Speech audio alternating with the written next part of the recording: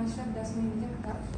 आपण त्या दिवशी जे लेक्चर झालं रामकृष्ण मोरे कॉलेजमध्ये ते मला खूप आवडलं. म्हणजे तुमच्याकडून आता भरपूरदा माहिती घेतली होती. बरं तो आत्तापर्यंत असं वाटत होतं की आपले सर एवढे छान शिकवतात, माहिती देतात, पण तुमचा जीवन प्रवास असतो तो प्रत्येकाचा वेगळा असतो. आपल्याला एक माणूस यशस्वी म्हणून दिसत असतो, पण त्या माणसाने यशस्वी होण्यासाठी त्या आधी किती कष्ट केले हे जर कळालं तर त्या माणसाची जी रिस्पेक्ट असते ती अजून आपल्या नजरेमध्ये वाढते. आणि जेव्हा तुम्ही सांगितलं की तुम्ही किती स्ट्रगल केलं, तुमचं ध्येय कसं होतं, त्यासाठी तुम्ही किती मेहनत घेतली, तेव्हा मला खूप अभिमान वाटला. आणि जेव्हा तुम्ही असं सगळ्यांसोबत चालत होता, तिथे प्रमुख पाहुणे म्हणून आला होता, तेव्हा अशा सरांच्या इन्स्टिट्यूटमध्ये आपण शिकतो आणि ह्या सरांकडून शिकायला मिळतं, याचा खूप अभिमान वाटला. आणि त्या क्षणी असं नाही वाटलं की आपले सर IAS नाही, तर IASपेक्षा पण खूप मोठं काहीतरी कमावलं आहे असं मनाला वाटलं. आणि तुम्ही सांगितलेल्या लेक्चरमध्ये खूप सगळे पॉईंट छान होते.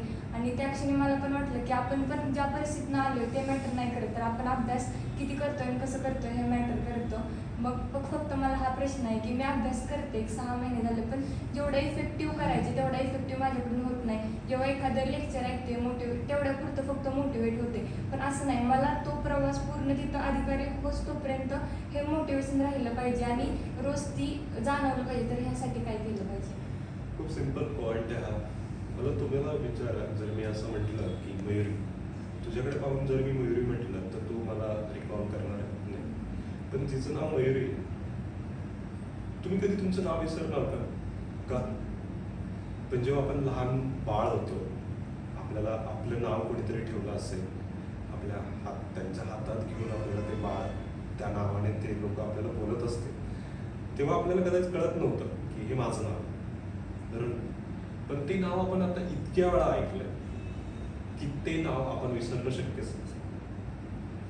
म्हणजे त्याला काय झालं, एकतर प्रॅक्टिस, रिपिटेशन. म्हणजे एखादी गोष्ट कधी परफेक्ट होणार आहे तर आपण याचा पहिलं मिनिंग घेऊ शकतो की ते रिपीटेडली आपल्या कानावर आली पाहिजे, रिपीटेडली आपण त्याची प्रॅक्टिस केली पाहिजे. पाणी म्हटल्यानंतर मला नाही वाटत तुम्हाला वेगळं काही सांगायची गरज आहे. म्हणजे ती गोष्ट अगदी आपण लहानपणापासून वारंवार हाताळत आलोय, वारंवार पाहत आलोय, वारंवार त्याचा अनुभव घेत आलोय. आता जसं तू नमस्कार करण्याची तुझी पद्धत होती, म्हणजे ती आपल्या ग्रामीण भागाप्रमाणे किंवा आपल्या संस्कृतीप्रमाणे होती, की तुला सांगायची गरज नाही पडली आता तू कसं कर, ते तू स्वतःहून केलंस. म्हणजे हे आपल्या मूळतः रक्तातच आहे. बरोबर. अभ्यास पण असाच आहे मित्रांनो, की आपण जेव्हा आपल्या काही चुका आहेत की जे आपल्या कॉलेज लाईफ आहे, आपलं जे स्कूल लाईफ आहे, त्यामध्ये आपल्याला त्याचं इम्पॉर्टंट माहीत नव्हतं किंवा तेवढे एफर्ट्स आपण त्या काळात नाही घेतले, आणि ती गोष्ट आत्ता आपण तीच गोष्ट परत करतोय असं म्हणू शकतो. बरोबर ना? म्हणजे जे स्कूलिंग आहे, जे कॉलेज लेवलचाच कंटेंट आपण आत्ता परत स्टडी करतो. मग आत्ता नेमकं काय चुकतंय किंवा एखादी गोष्ट तू प्रिपेअर करते पण समजत नाही. तुम्ही मागे पण उदाहरण दिलं होतं की या शहरात कितीही विठ्ठलाची मंदिरं असली तरी त्या पांडुरंगाला भेटण्याची ओढ वेगळीच आहे. पंढरपूरला लाखो वारकरी दरवर्षी हे जेवढे शेकडो किलोमीटर अंतर चालत जातात. याचा अर्थ असा आहे की जे मिळवायचं आहे ना, ज्याच्यासाठी माझा अट्टाहास आहे, ते खूप महत्त्वाचं असलं पाहिजे आपल्यासाठी. आणि मग माझा त्यासाठीचा जो त्याग आहे, माझा सॅक्रिफाईस आहे, ते पण तुम्हाला माहीत असलं पाहिजे. अगदी साध्या भाषेत FPSCच्या बद्दल जर सांगायचं तर सगळ्यात महत्त्वाचं तुमच्या फॅक्ट्स कम्प्लीट असल्या पाहिजे. सेकंडली, जसं मी माझ्या पॉलिटीच्या लेक्चरमध्ये सांगतो की तुम्ही नाही विसरणार, हे चॅलेंज यासाठी देतो कारण का मी त्यामागची हिस्ट्री, त्यामागचं एक्झाम्पल्स किंवा त्यामागचं जे बेसिक कन्सेप्ट्स आहेत त्या मी तुम्हाला एक्सप्लेन करतो. म्हणून की असं आहे, हे असं आहे. आणि तुम्ही जेव्हा अभ्यास जरी करत असाल तरी तुम्हाला माझा आवाज किंवा मी सांगितलेली कन्सेप्ट परत आठवत असेल, अरे हा सर असं म्हणत होते, आणि त्यामुळे तुम्हाला त्या गोष्टीत इंटरेस्ट होतो. डेफिनेटली सगळे सब्जेक्ट आपल्यासाठी चांगले आहेत असं नाही, किंवा जसं तिने सांगितलं का त्यातले काही सिलेक्टेड पॉईंट मी करू का, तर अजिबात नाही. आपल्याला जे ताटभर वाढलेलं आहे ते परिपूर्ण खायचं आहे, ताट संपवायचं आहे. सेकंडली, यातनं जर एखादी गोष्ट कळत नसेल याचा अर्थ तुझं बेसिक थोडंसं कमी पडतं. सेकंडली, कॉन्सन्ट्रेशन तुझं प्रॉपर होत नाही. एकतर तुम्ही इमोशनल पर्सन आहात म्हणून असेल, कदाचित तुमच्याकडनं तुम्ही तडकाफडकी निर्णय घेणार असेल, अशा दोन जर आपली स्वभावाची वृत्ती असेल. इमोशनल असेल तर आपण कुठे ना कुठेतरी विचारांमध्ये अडकणाऱ्या व्यक्तिमत्वापैकी एक असतो. म्हणजे अभ्यास तर करतो पण आपण मेंटली दुसरीकडे कुठेतरी अडकलेलो असतो. आणि तडकाफडकी म्हणजे रागामध्ये आपल्याला समजत नसतं की आपण जे काही करतोय मग तो आपल्या अभ्यासावर, आपल्या कामावर इनडायरेक्टली इम्पॅक्ट करतं. सो आय सजेस्ट की छोटे छोटे टार्गेट्स तयार कर, ते छोटे छोटे टार्गेट्स सेलिब्रेट कर. सेलिब्रेट इन द सेन्स की ते एन्जॉय कर की तू ते कम्प्लीट केलं. स्वतःला शब्बाशकी देऊन पहा एकदा, म्हणजे तुझ्या सायकोलॉजिकली प्रमाणे ते तुला नाही भेटलं कदाचित, तुला लवकर कोणी ॲप्रिशिएट नाही केलं, किंवा तुला जर ॲप्रिशिएट केलं तर तू अजून चांगल्या प्रकारे काम करतोस. मी मागच्या तुला आठवड्यात बोललो की देवावरनं उदाहरण सांगितलं होतं की देव बदलू नकोस किंवा मला येऊन भेट. किंवा तुला डोक्यात हे सुरू झालं नाही मला नेमकं सर काय बोलणार आहेत का, मला ओरडतील का, काहीतरी चुकीचं सांगतील का, यापेक्षा असे विचार यायला हवे होते की अरे मला सरांनी पुन्हा एकदा संधी देत आहेत, मला पुन्हा एकदा समजून घेण्याचा, माझे प्रॉब्लेम समजून घेण्याचा स्टेज मला देत आहेत. सो आय थिंक हे जास्त बेटर राहील. आणि तुझ्यासारखीसाठी छोटे छोटे डेस्टिनेशन मला वाटतं की खूप इम्पॅक्टफुल राहते. दिवसाचे टार्गेट कर, ते सक्सेस करून दाखव स्वतःसाठी. नंतर आठवड्याचे टार्गेट कर, ते सक्सेस कर. नंतर महिन्याचे टार्गेट्स कर, ते सक्सेस कर. मला वाटते हा एक दिवस नक्की येईल ज्या दिवशी एक्झाम असेल आणि तुझे हे सगळे टार्गेट तुला तुझ्या यशामध्ये कन्वर्ट होताना दिसतील. डेफिनेटली तुझा स्वभाव असा आहे की तुला मोठ्याने वाचायला आवडतं, राईट. आणि तुला हेही अजून एक मी सायकोलॉजिकली सांगतो की तू जेव्हा एखादा पेपर सॉल्व्ह करत असशील तुला डायरेक्ट पिक्चर दिसतात की तू कुठे वाचलेस, राईट. म्हणजे बघ, मी आत्ता तुला जे सांगतोय हे तुझ्या आईबाबांना पण माहीत नसेल. म्हणजे आपण बऱ्याच वेळा बोलतो आपल्या सोसायटीमध्ये की जर मला ओळखणारं माझ्या घराच्या व्यतिरिक्त जर कोण असेल तर तो माझा मित्र, मैत्रीण किंवा माझे गुरु असावेत की ज्यांनी मला अगदी प्रामाणिक सांगितलं जावं. मी जसं मगाशी मॅच्युरिटीचा पॉईंट सांगितलं की तुम्हा लोकांना लवकर राग येतो, सर असे का बोलले, सर असं का केलं. तर ती गोष्ट थोडी मॅच्युअर व्हा. माझे वडीलच असते तर मला राग आला असतं का, माझी आई ओरडली असते तर मला राग आला असता का, आणि जर आला असता तरी तुम्ही किती वेळ ठेवला असता. समजतंय. सो याच्यावर काम कर.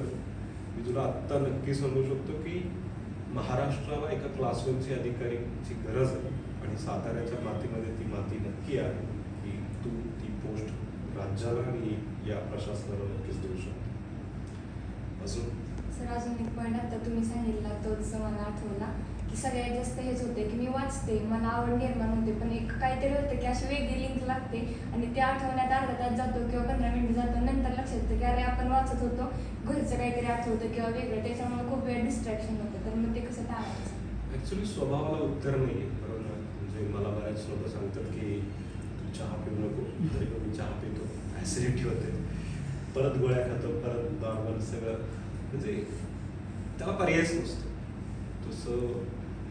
आणि स्वभाव बदलणं ही छोटी गोष्ट नाही आहे, ती खूप मोठी प्रक्रिया आहे. पण त्याच गोष्टीचं जर भांडवल करायला शिकलो आपण तर मला वाटतं की हा स्वभाव तुला सकारात्मकपणे पण वापरता येईल. याला मी काउन्सिलिंगमध्ये तुझ्यावर थोडासा अभ्यास करून तुझा जो स्वभाव आहे त्याप्रमाणे तू तुझा अभ्यास कसा चेंज केला पाहिजे याच्यावर थोडं जर वर्कआउट केलं तर डेफिनेटली तुझा जो इंटरेस्ट टाईम आहे अभ्यासातला तो वाढेल. आणि जस्ट सगळ्यांसाठीच जर असं डिस्ट्रॅक्शन येत असेल तर 50 मिनिटाचा स्लॉट तयार करायचा अभ्यासाचा. घड्याळ पुढे ठेवायचं, मोस्ट प्रॉब्ली आपले बीट्स वाढत जातात त्याचे घड्याळाचे, तर हातात घड्याळ नको अभ्यास करताना. 50 मिनिटानंतर थांबा, एक 2-3 मिनिटं पॉज घ्या, डोळे बंद करा. तुम्हाला मोबाईल बघायचा असेल मोबाईल बघा, वॉशरूमला जायचं असेल तर जाऊन ये. 50 मिनिटं क्वालिटी तुम्ही दिले रिलॅक्स. ते 55 मिनिटानंतर परत टाईम मिनिट 1 नंबर 1 स्टार्ट करा, पुढचे 50 मिनिटं द्या. 50 मिनिटं तुमचा ब्रेन तुम्हाला नक्की कॉपरेट करेल, तो तुम्हाला स्टेबल ठेवेल.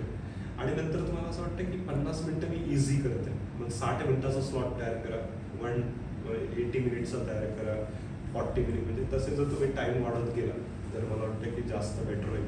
तुम्ही जर जबरदस्ती स्वतःला 4 तास एकाच ठिकाणी बसवताय, 200 मिनिटं तुम्ही एकत्र देताय, मला नाही वाटत आउटपुट येईल.